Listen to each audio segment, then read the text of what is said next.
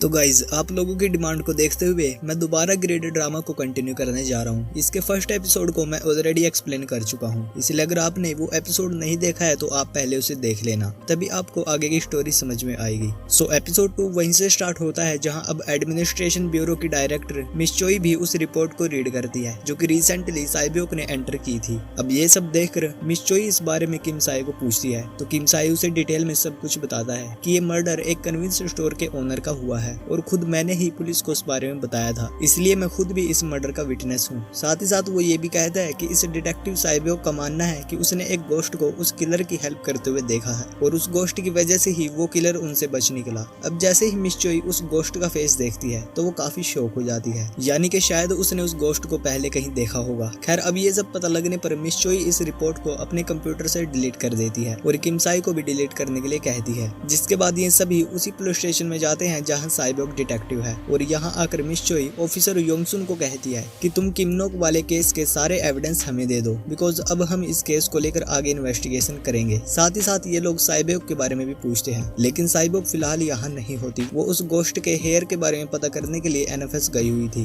हालांकि योंगसुन इनके साथ काफी बहस करता है बिकॉज वो इन्हें ये केस नहीं देना चाहता था, लेकिन फिर योंगसुन का टीममेट उसे बताता है कि चीफ ने ये केस इन्हें ही देने का ऑर्डर दिया है। जिसके बाद मिस चोई किम साई और उसके कलीग योजिन को फटाफट एनएफएस की ओर भेजती है ताकि साइबोक को उस हेयर में मौजूद डीएनए के बारे में पता ना चल सके। इधर हम साइबोक को देखते हैं जिसे डीएनए की रिपोर्ट मिल जाती है, लेकिन रिसर्चर उसे कहता है कि जिस किसी का भी ये डीएनए है तुम उसे मरने से पहले जल्द पकड़ लो। जिस पर साइबोक कहते हैं कि हाँ मैं उसे पकड़ लूंगी, लेकिन फिर रिसर्चर कहता है कि मेरा वो मतलब नहीं था, ये डीएनए जिस पर्सन का है उस पर्सन की सारी बोन्स डिसलोकेटेड हैं और मैंने तो आज तक ऐसा डीएनए कभी नहीं देखा। जिस पर साइबोक कहती है कि अगर डीएनए के अकॉर्डिंग उसकी सारी बोन्स डिसलोकेटेड है तो आखिर वो अभी तक जिंदा कैसे है। जिस पर रिसर्चर कहता है कि शायद ये डीएनए किसी डेड बॉडी का है। अब जाहिर सी बात है ये डीएनए उस गोस्ट का था, इसलिए रिसर्चर भी साइबोक को बिल्कुल सही बता रहा था। देन रिसर्चर उसे पूछता है कि क्या तुम्हारे पास कोई और डीएनए सैंपल है, क्योंकि मुझे इसे और स्टडी करना है। तो साइबोक कहती है कि मैं फाइंड करके आपके पास भेज दूंगी। अब जैसे ही वो रिसर्चर यहाँ से अंदर चला जाता है तो साइबोक अपनी आर्म पर एक निशान देखती है। दरअसल जब साइबोक उस गोस्ट से फाइट कर रही थी तब उस गोस्ट ने किसी स्टोन टाइप गैजेट से उसकी बाजू को हिट किया था, जिस कारण उसकी बाजू पर ये निशान बन गया। खैर अब साइबोक अपनी गाड़ी में आकर डीएनए की रिपोर्ट देखने के लिए उस एनवेलप को ओपन करने लगती है, लेकिन तभी उसके पास मिस चोई की कॉल आती है जो कि उसे कहती है कि तुम्हारे पास जो भी एविडेंस है उन्हें स्टडी मत करना, बिकॉज अब हम इस केस को आगे इन्वेस्टिगेट करेंगे। तभी किम साई भी यहाँ पहुँच जाता है, लेकिन साइबोक इतनी आसानी से ये एविडेंस कहाँ देने वाली थी। वो इन लोगों को देखकर अपनी गाड़ी भगा लेती है, जिस कारण ये लोग काफी दूर तक उसका पीछा करते हैं एंड काफी कोशिश के बाद फाइनली किम साई उसे रोकने में कामयाब हो जाता है। और फिर किम साई और योजिन दोनों साइबोक से काफी रिक्वेस्ट करते हैं कि वो ये एविडेंस उन्हें दे दे, लेकिन साइबोक इनकी बात सुनने के लिए तैयार ही नहीं थी। देन किम साई साइबोक को यकीन दिलाता है कि हम लोग उस किलर को जरूर पकड़ लेंगे, इसलिए तुम्हें हमारे साथ कोऑपरेट करना होगा, इसलिए प्लीज ये एविडेंस हमें दे दो। और अब काफी रिक्वेस्ट के बाद साइबोक किम साई को एविडेंस दे देती है। इसी बीच किम साई उसे पूछता है कि क्या तुमने इस रिपोर्ट को देखा है, जिस पर साइबोक कहती है कि मुझे इसी बात का पछतावा है कि मैं इस रिपोर्ट को नहीं देख पाई। जिसके बाद ये दोनों एनएफएस पहुंचकर उसी रिसर्चर से मिलते हैं और उसे वार्न करते हैं कि वो इस एविडेंस के बारे में किसी को भी ना बताए। अब इस बात को लेकर ये रिसर्चर भी काफी क्यूरियस हो जाता है, इसलिए वो इंटरनेट पर इस बारे में पता लगाने की कोशिश करता है कि आखिर एडमिनिस्ट्रेशन ब्यूरो में चल क्या रहा है। लेकिन मिस चोई ने उस रिपोर्ट का सारा डाटा क्लियर कर दिया था, इसलिए इसे कुछ भी पता नहीं चलता।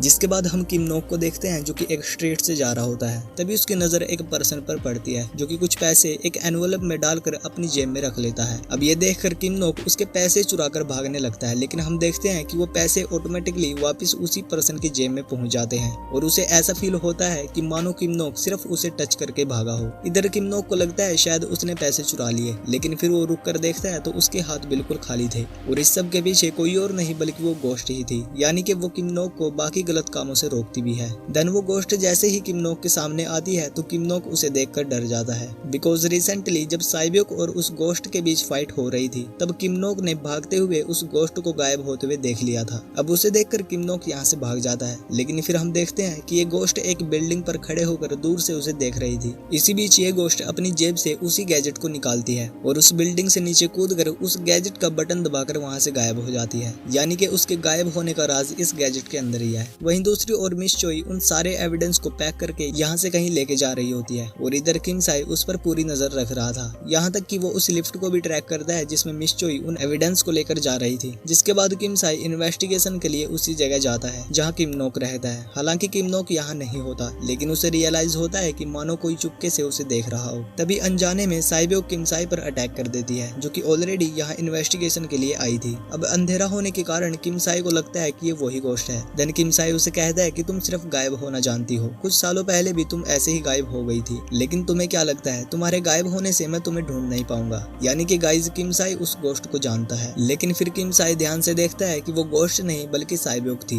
देन साइबोक उसे उस गोश्त के बारे में पूछती है, लेकिन किम साई उसे कुछ नहीं बताता। फिर ये दोनों साथ मिलकर छानबीन करने लगते हैं, लेकिन इन्हें कोई खास एविडेंस यहाँ नहीं मिलता। जिसके बाद ये दोनों इसी अपार्टमेंट के नीचे मौजूद एक रेस्टोरेंट में खाना खाने के लिए जाते हैं, जहाँ जाकर ये दोनों इस रेस्टोरेंट की ओनर को किम नोक के बारे में पूछते हैं। तो ये लेडी इन्हें कहती है कि मुझे उसके बारे में कुछ खास नहीं पता, वो कुछ महीनों पहले मेरे यहाँ खाना खाने के लिए आया था, तब मैंने उसे ऊपर वाला अपार्टमेंट किराए पर दे दिया था, जो कि पहले एक मेडिकल क्लिनिक हुआ करता था। देन साइबोक उसे पूछती है कि क्या आपने कभी उसे किसी लेडी के साथ यहाँ आते हुए देखा है, जिस पर ओनर कहती है कि नहीं, मैंने आज तक उसे किसी भी लेडी के साथ नहीं देखा, वो अकेला ही यहाँ रहता था। खैर आगे ये दोनों यहाँ से चले जाते हैं। जिसके बाद हम उस गोश्त को देखते हैं, जो कि एक केक शॉप पर जाकर काफी सारी पेस्ट्रीज बाय करती है, और वो देखते ही देखते सारी पेस्ट्रीज मजे में खा भी लेती है। तभी उसके फोन पर एक नोटिफिकेशन आती है, और जब वो उसे चेक करती है तो उसे पता चलता है कि 2018 में एक असेंबलिंग मैन ब्राइब लेते हुए पकड़ा गया। अब ये न्यूज देखकर गोश्त काफी खुश होती है, और वो पास्ट यानी कि 2018 में जाकर उस पैसों से भरे बैग को उठा लाती है, और उन पैसों से मजे में ऐश करती है। यानी कि ये गोश्त पास्ट या फिर फ्यूचर कहीं भी आसानी से आ जा सकती है। इधर हम किम साई को देखते हैं, जो कि अपने कंप्यूटर में उस पुलिस स्टेशन को लेकर रिसर्च करता है जहाँ साइबोक डिटेक्टिव है। और फिर अगले दिन वो अपने ऑफिस जाकर देखता है जहाँ मिस चोई किसी पर्सन के साथ सीक्रेटली डिस्कशन कर रही थी। साथ ही साथ वो इस बंदे पर काफी गुस्सा भी करती है। इधर किम साई मिस चोई के लिप्स रीड कर लेता है, जिससे उसे पता चल जाता है कि चोई इस आदमी के साथ क्या बात कर रही है, लेकिन हम व्यूअर्स को इस बारे में नहीं बताया जाता। अब इन लोगों के जाने के बाद चोई इन्हें कहती है कि हम अब स्पेशल इन्वेस्टिगेशन ब्यूरो के साथ मिलकर उस केस को हैंडल करेंगे। और ये सुनते ही इयोजिन चोई के साथ आर्ग्यू करने लगता है और कहता है कि हमने इतनी मेहनत से किम नोक के केस को लेकर इन्वेस्टिगेशन की, लेकिन अब आप किसी दूसरे ब्यूरो को ज्वाइन करना चाहती हैं। जिस पर चोई कहती है कि तुमने कौन सा बाहर घूम घूम कर किम नोक को पकड़ लिया, तुम्हें इस ऑफिस में सिर्फ वेब ब्राउजिंग के लिए रखा गया है। तभी किम साई भी मिस चोई को एक दो सुना देता है कि अगर दूसरा ब्यूरो इन्वेस्टिगेशन करेगा तो हम इस केस से बाहर हो जाएंगे। आपको भी इस बारे में पहले ही पता है, तभी तो आपने हमें आगे इन्वेस्टिगेशन करने के लिए नहीं कहा। यहाँ तक कि आपने उस गोश्त को लेकर हमारे साथ कोई भी डिस्कस नहीं की, जबकि आपने उस गोश्त के स्केच को देखते ही उसे पहचान लिया था।